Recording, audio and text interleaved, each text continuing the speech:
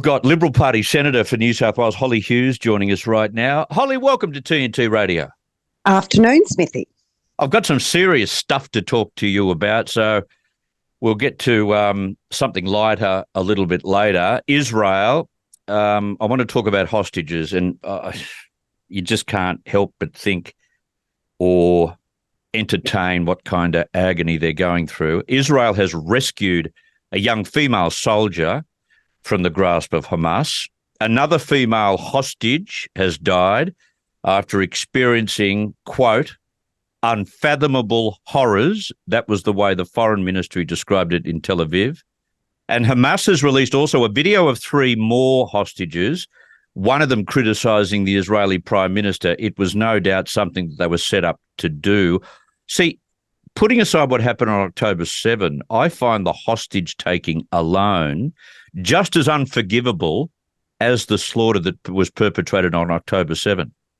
Oh, absolutely. And the fact that it was women and children that were deliberately taken as well. I mean, we know that there's at least 30 children are still being held hostage by Hamas.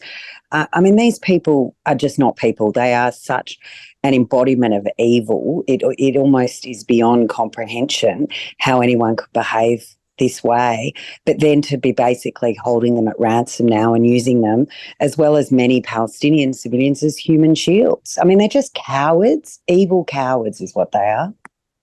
The fact that this woman, according to 2 reports, she was beheaded and they only identified the torso from a body that was left behind, basically. But we won't go into any further detail. It is as gruesome as you could possibly imagine. And I thought that Bill Shorten, the federal Labor government minister on Channel 9 this morning, I thought he got it right. He said, we feel desperately for the civilians in Palestine, but we also recognise that the psychotic nature of the gangster regime of Hamas is just despicable and needs to be rooted out, but we've got to try and do it in a way which minimises the suffering of civilians on both sides. Just on that score, let's call it as it is. If I thought that Israel was going to get Hamas and they were going to kill, say, 7,000 Palestinians in the process, I doubt whether I would have been a fan of that, but that's what's happened. Look, I mean, Bill Shorten has certainly said that this morning. Maybe he needs to explain that to the rest of his caucus colleagues who've been out and almost are getting very, very close to condemning Israel's right to defend. Tony Burke, boy, oh boy, hasn't he shown his colours? Amongst others. And I think it's a very big problem for this Labor government. Australia has always stood in solidarity with Israel. I can certainly say the opposition continues to stand in absolute solidarity with Israel. This is the only democracy in the Middle East. This is, this is a precious place that needs to be supported. They are in a part of the world where they are just consistently targeted. And I don't know if you've ever been to Israel. It's an absolutely beautiful No, I haven't. It's absolutely stunning. But in Australia, we don't understand not having our own borders, that you can stand up in the Golan Heights and see Syria and Lebanon. And, when you go down to places like Surat in the south, you can see Gaza and the fences in the distance. It's an extraordinary place to know that all these people that fundamentally hate you and do not support your right to exist are so close to you. It is something that is just incomprehensible if you've never seen it, particularly for Australians without us having to experience borders with other countries. Okay, having said all of that, the fact that they've gone in and killed 7,000 Palestinians, and let's say that's an exaggerated figure, let's say it's 5,000. Okay, we're not military strategists, but you'd have to say that is a horrible way to go after a group of terrorists. Look, absolutely. But I've made 2 speeches in the Senate about this in the last couple of weeks, and I've made them before, and I have quoted from a copy of the UN's own textbooks, and what it teaches Palestinian children. And this hatred of Israelis is taught to Palestinian children when they go to school. Yeah. They are taught to spill blood to secure the Holy Land. I mean, they are taught from the river to the sea, and we know that to destroy the existence of Israel. So the hatred is something that is completely ingrained in Palestinians. People are talking about Hamas, but even in the West Bank, when you get up to Ramallah, they still have a policy which is colloquially referred to as pay for slay. I have been to monuments in Ramallah erected to honour martyrs who have killed Jewish civilians. So this is actually a policy that they have, that they pay the families of martyrs post them killing Jewish civilians. So, we hear a lot of hand-wringing, and, some of these Palestinians, I'm sure, would love a peace process. But it is not something that they're taught from school. It is not something their own policies dictate. And these are government policies for the Palestinians to kill Jewish civilians. So, and as I keep saying, I don't know of one thing that Hamas has given for Palestinian advantage. Nothing. All Hamas has done is spend money on how to destroy Israel and create terrorist networks and attack Israel. They do not invest in their schools. They do not invest in their hospitals. There has been zero investment in Gaza since the Israelis left.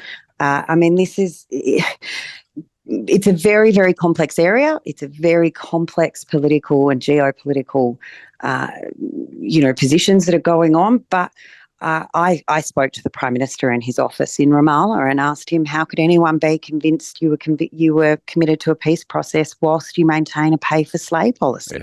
Yeah. Let me tell you, that made a few people nervous. Yeah. Meanwhile, despite the UN demanding a ceasefire, Israeli Prime Minister Benjamin Netanyahu says no way. I played this earlier in the show, but it's worth playing again. Have a listen. Calls for a ceasefire are calls for Israel to surrender to Hamas, to surrender to terrorism, to surrender to barbarism. That will not happen. Ladies and gentlemen, the Bible says that there is a time for peace and a time for war. This is a time for a war for our common future. Today we draw a line between the forces of civilization and the forces of barbarism. It is a time for everyone to decide where they stand. Israel will stand against the forces of barbarism until victory. I hope and pray that civilized nations everywhere will back this fight, because Israel's fight is your fight. Because if Hamas and Iran's axis of evil win, you will be their next target. Hollie? Yeah, Bibi couldn't be more right. I think, this isn't a war Israel wanted. This isn't a war Israel started. But I'm reasonably sure it'll be a war Israel finishes. I think the Prime Minister is correct when he says the influence of Iran, and let's not forget Hezbollah and Lebanon here,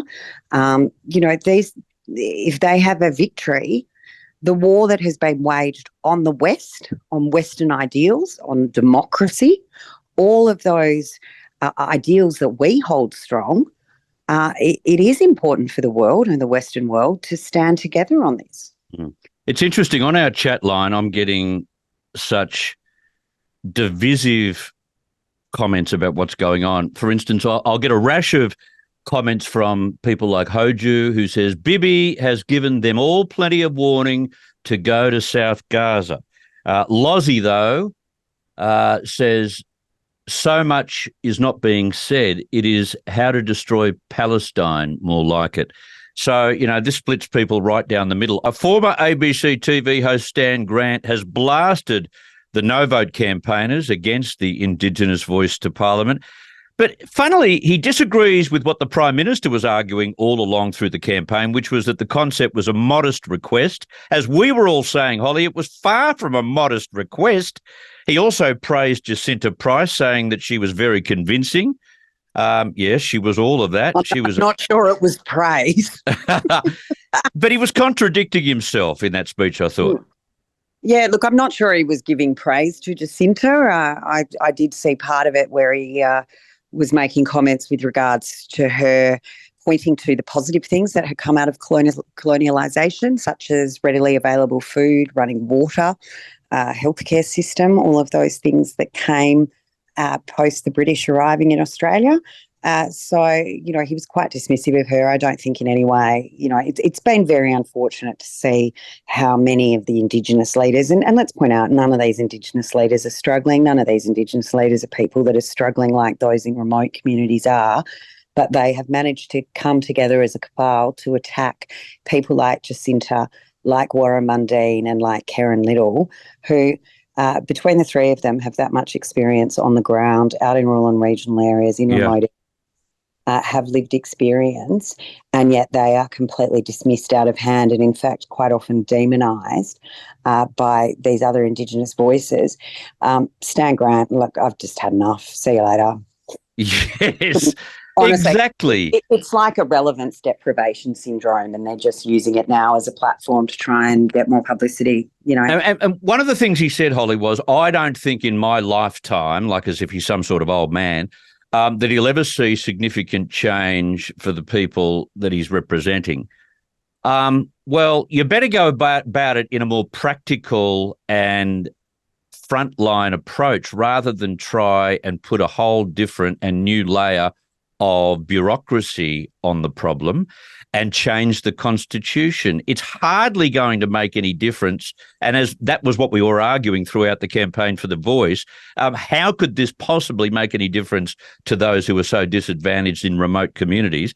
And yet, where are the ideas since that Voice referendum from the likes of Stan Grant, from the likes of the Prime Minister, from the likes of the Indigenous Affairs Minister, saying, we've got to get on with this. This is our 4-point plan and how we're going to do it?